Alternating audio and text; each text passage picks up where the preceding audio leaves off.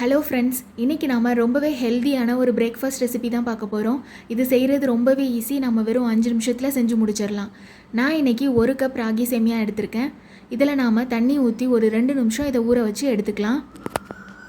இந்த ராகி சேமியா எல்லாமே மூழ்கிற அளவுக்கு ஒரு தாராளமாகவே நல்லா ஒரு 1.5 கிளாஸ் தண்ணி ஊற்றிக்கோங்க. இதை 2 நிமிஷம் ஊற வச்சா போதும். 2 நிமிஷத்துக்கு அதிகமாக ஊறினா இந்த ராகி சேமியா குழஞ்ச மாதிரி ஆயிரும். அப்புறம் உங்களுக்கு ராகி சேமியா உதிரியாக கிடைக்காது. நான் இதில் கொஞ்சமாக உப்பு சேர்த்துக்கிறேன். 2 நிமிஷத்துக்கு அப்புறமா இதை பார்க்கலாம். அவ்வளோதான், 2 நிமிஷம் ஆயிடுச்சு. ராகி சேமியா நல்லாவே ஊறி வந்துருச்சு. இப்போ இதில் இருக்க தண்ணி எல்லாத்தையுமே நம்ம வடிச்சிட்டு தனியாக எடுத்து வச்சுக்கலாம். இப்போ நாம் இதை ஒரு 2 நிமிஷம் இட்லி குக்கரில் வேக வச்சு எடுத்துக்க போகிறோம்.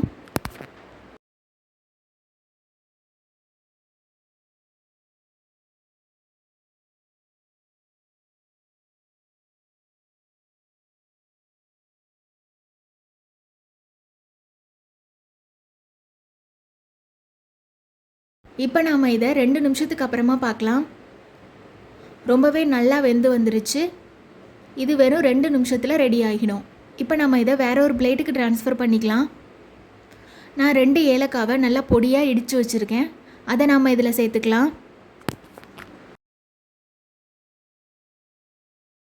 நான் இன்றைக்கி இதில் 4 டீஸ்பூன் நாட்டு சக்கரை சேர்த்துக்கிறேன். நீங்கள் உங்களோட டேஸ்ட்டுக்கு தகுந்த மாதிரி சேர்த்துக்கோங்க.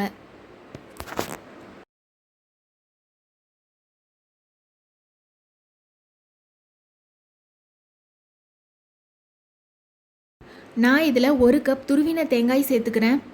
இப்போ நம்ம இது எல்லாத்தையுமே நல்லா மிக்ஸ் பண்ணிக்கலாம்.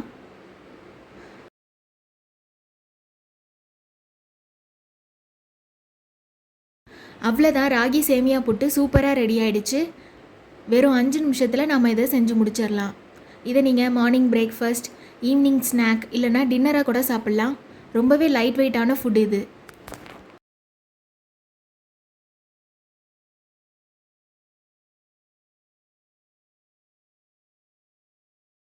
உங்களுக்கு இந்த வீடியோ பிடிச்சிருந்தால் லைக் பண்ணுங்கள், ஷேர் பண்ணுங்கள், சப்ஸ்கிரைப் பண்ணுங்கள்.